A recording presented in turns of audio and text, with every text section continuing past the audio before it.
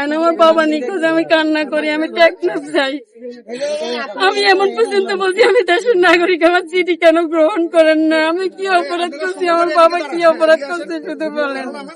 আমরা 5 বোন, আমার কোনো ভাই নেই লড়াই করার মতো বাবার জন্য। আমাদের জন্মের আগে থেকে বাবা সাগরে যায়। কোম্পানি বলছে তুমি তো শুনতেছো, আমাকে কি বলতেছে কোম্পানি। আমি বললাম আপনি কার কোন কোম্পানির ট্রলারে যাচ্ছেন? আমার বাবা বলছে আমি কামাল মেম্বারের ট্রলার নাহিদ কোম্পানি ভাড়া নিচ্ছে, আমি সেই নাহিদ কোম্পানি ট্রলারে যাচ্ছি। আমার ব্যাগের ভিতরে ফোন নাম্বার আছে, ফোন নাম্বার রেখে গেছে আমার বাবা। আমি 1 সপ্তাহ পরে আমি ব্যাগ খুলে ফোন নাম্বার পাই, আমি বাবাকে খুঁজতে থাকি। 4:30টার পর থেকে আমার বাবার ফোন সুইচ অফ। বিকাল 4:30 ডিসেম্বরের 8 তারিখ ফোন সুইচ অফ। আমার বাবা সমুদ্রে গেলে কমপক্ষে তো সে একদিন তার ফোনটা খোলা থাকার কথা, কিন্তু খোলা ছিল না, ফোন সুইচ অফ সেই দিনই 4:30 বাজে।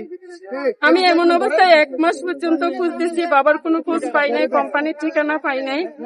পরে জানতে পারি নাহিদ কোম্পানি আমার বাবাকে নিয়ে যায়। পরে আমি নাহিদ কোম্পানির সাথে কথা বললে উনি বলে আজকে আসবে না, কালকে আসবে।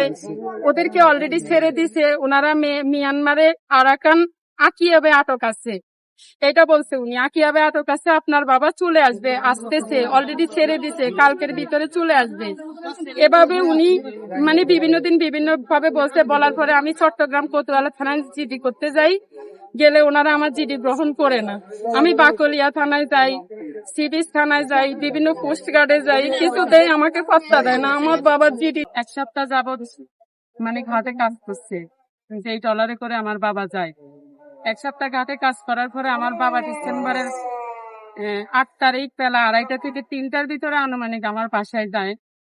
প্রতিদিনের মতোই বাসায় যায়, কিন্তু সেই দিন আমার বাবা আমার সাথে তেমন একটা কথা বলে নাই। আমার বাবাকে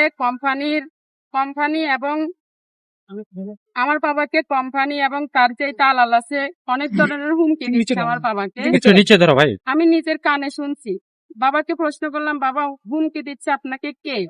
মানে জিজ্ঞাসা করছে তুই কই? আমার বাবা বলছে মেয়ের বাসায় আসছি, মেয়েরে দেখতে আসছি, মেয়ে মেডিকেল থেকে আসছি। আর কখনো এরকম হুমকি দেয় না আমার বাবাকে।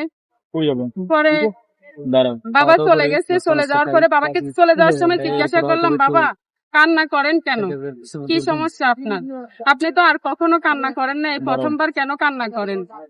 আমার বাবা বলছে এখন একটা পর্যায়ে কোম্পানি কোনো পাত্তা দিচ্ছে না, আমাকে হুমকি দিচ্ছে।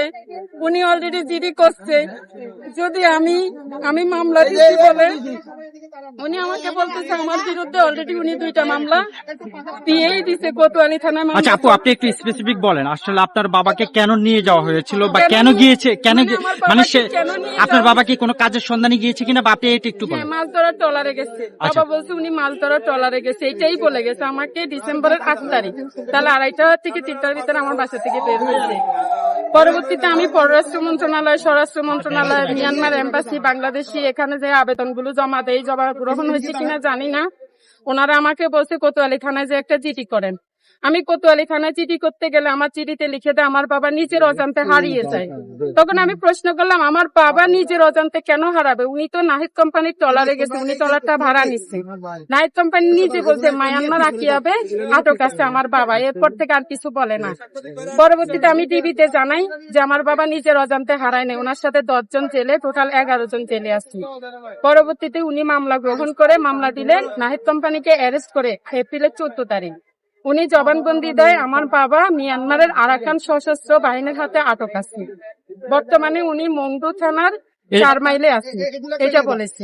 ট্রলারের মেশিন নষ্ট হয়ে গিয়ে ভাসতে ভাসতে নাকি মিয়ানমারের নাপ নদীর সীমানায় যেয়ে পড়ে পরবর্তীতে ওনাদেরকে আটক করা হয়েছে, এটা আমি জানতে পারি। কতদিন? ডিসেম্বরের 8 তারিখে যায় বাসা থেকে, মনে করেন তারপর থেকে।